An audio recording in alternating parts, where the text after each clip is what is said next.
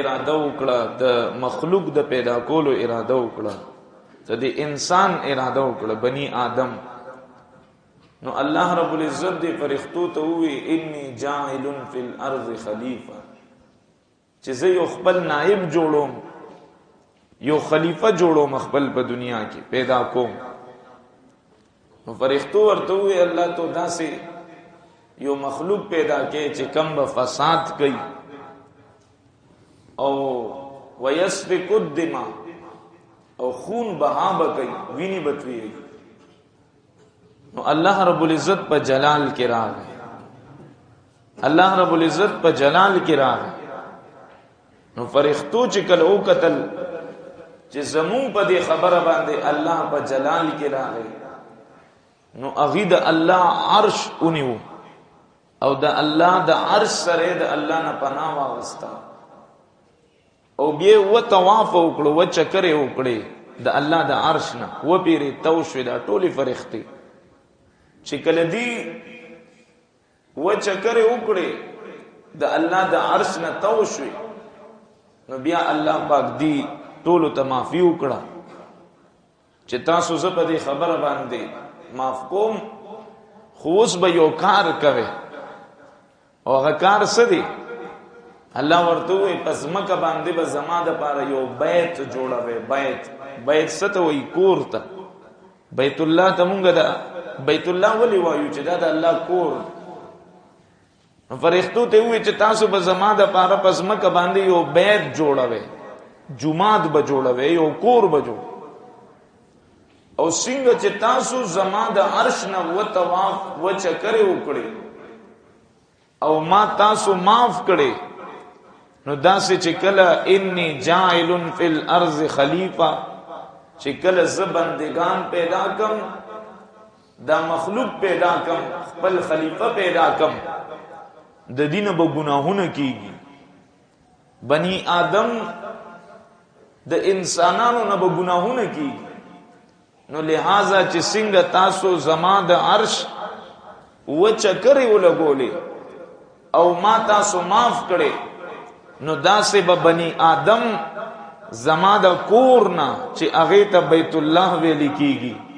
د هغه نه به و چکرې لګي او زه به هغه معاف کوم ډېر خوش قسمت دي هغه خلک چې کمزیو د الله د کور نه چکرې لګي د بیت الله نه تاوی او الله سونه مهربان دی زما عزیزان چې لاوس خپل خلیفہ پیدا کړي نه دی حضرت آدم علیہ السلام خلقیت نه دی شوی الله حضرت آدم نه دی پیدا کړي او مونږ د حضرت آدم اولاد الله مونږ نو پیدا کړي او لا فرښتو مونږ لیدلې نو چې دا انسان بسینګي تد بسترګي په کم ځای کې لګیدلی د غوګونه په کم ځای کې لګیدلی فرښتو ته پته نه و چې دا وسینګي په هغه ټیم باندې چې کله مونږ پیدا نو او زمونږه جد امجد او د پلارونو پلار حضرت آدم علیہ السلام اغلا دنیا ته تشریف نو وروړلې او الله پیدا کړی نو چې الله په مونږ باندې مهربان او چې هغه ټیم کې الله فرښتو ته وي چې لا ما هغه پیدا کړی نه دی وسه پیدا کوم خو هغه باندې زه دونه مهربان یم چې څنګه مې تاسو معاف کړي په چکر سره نو داسې بزم هغه معاف کوم زما عزیزانو الله په مونږ باندې دونه مهربان نو داسې د بیت الله آغاز شو فرښتو د دې تعمیر وکړو خانه کعبه الله کور او بیا یو سلسله ده حضرت آدم علیہ السلام چې کله دنیا ته تشریف وروړو نو دلته بیا چې کله پر والی کیږي فرښتې د الله په حکم سره خپل پرونه وای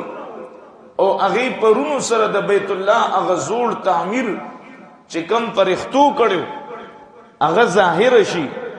او بیا دا غینا بعد حضرت آدم علیہ السلام د بیت الله تعمیر کړي. بیا دا یو سلسله ده چې حضرت سلیمان علیہ السلام، حضرت داود علیہ السلام، او بیا زمونږ